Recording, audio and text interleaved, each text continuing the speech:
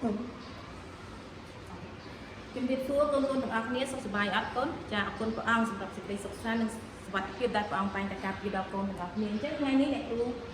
មានកិច្ចការថ្នាក់ទី4ចាមេរៀនថ្ងៃនេះគឺយើងរៀនមេរៀនទី13វិធីដកចំនួនទូសភាហើយថ្ងៃនេះអ្នកគ្រូចង់បង្រៀនកូនពី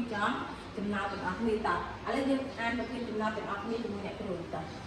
គេទិញត្រីប្រហុកដោយផ្លឹងទាំងកញ្ឆេមានទម្ងន់ 70.7 គីឡូក្រាមបន្ទាប់មកគេផ្លឹងកញ្ឆេឃើញទម្ងន់ 4.8 គីឡូក្រាមតើត្រីប្រហុកមានទម្ងន់ប៉ុន្មានគីឡូក្រាមអញ្ចឹងគេសួររកអីគេនោះគឺសួររកត្រីប្រហុកចាទម្ងន់ត្រីប្រហុកអញ្ចឹងយើងរកមករកទម្ងន់ត្រីប្រហុកនោះចាអញ្ចឹងប្រមាណវិធីគឺយើងធ្វើប្រមាណវិធីដកអញ្ចឹងនិយមន័យប្រមាណវិធីដកគឺយើងត្រូវសរសេរចំនួនទាំងពីរឲ្យត្រូវតាមខ្ទង់ហើយយើងចាប់ដើមដកពីខ្ទង់ភាគ10អញ្ចឹងភាគ10វានៅខាងស្ដាំចុចនេះអញ្ចឹងខ្ទង់ភាគ10គឺ7 7ដក8បានអត់កូនអញ្ចឹងលេខ7ដក8ឲ្យបានទេគឺយើងត្រូវខ្ចីពីចំនួនគុតចាចំនួនគុតគឺ70អញ្ចឹងយើងខ្ចីពីចំនួនគុតអញ្ចឹង0មានចំនួនអត់ទេអញ្ចឹង0ត្រូវខ្ចីបន្តពីលេខ7អញ្ចឹង7ខ្ចី1នៅសល់5 1ចាអញ្ចឹងលេខ0ឡើងទៅជាលេខ10ចាអញ្ចឹងយើងខ្ចីពីចំនួនគុតមកអញ្ចឹងនេះ10នេះ7នេះត្រូវខ្ចីពីចំនួនគុតគឺ10អញ្ចឹងយើងចាប់ដើមខ្ចីមកលេខ10គឺទៅជាខ្លាយទៅជាលេខ9ចាវាចុះមួយលេខខ្លាយជា9អញ្ចឹង7គឺ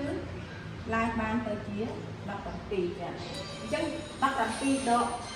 8នៅសល់ស្មើបាន4អញ្ចឹងសញ្ញាទូសភាគឬចំនួនទូសភាគនេះយើងចុចមកចាំតรงមកវាមកអញ្ចឹង9ដក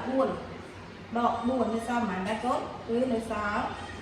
5អញ្ចឹង6មានអីដកអត់គឺអត់ទេត្រូវត្រឹមលេខអញ្ចឹងចម្លើយរបស់យើងឃើញ65.9 គីឡូជាងយើងសរសេរគីឡូក្រាមមកចាអញ្ចឹងយើងសរសេរចម្លើយឃើញហ្មង 65.9 គីឡូ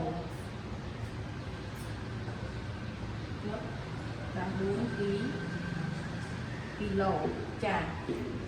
បន្ទាប់មកយើងដាក់ឆ្លើយថាទម្ងន់ត្រីប្រហុកនោះមានប៉ុន្មានដែរគឺមាន65.9 គីឡូក្រាមអញ្ចឹងមេរៀននេះគឺចាប់តែប៉ុណ្ណេះហើយអ្នកគ្រូសង្ឃឹមថាកូនទៅផ្ទះវិញអាចធ្វើចំណោទដោយខ្លួនឯងហើយពុំមានចំណោទអាចសួរអ្នកគ្រូនៅពេលក្រោយ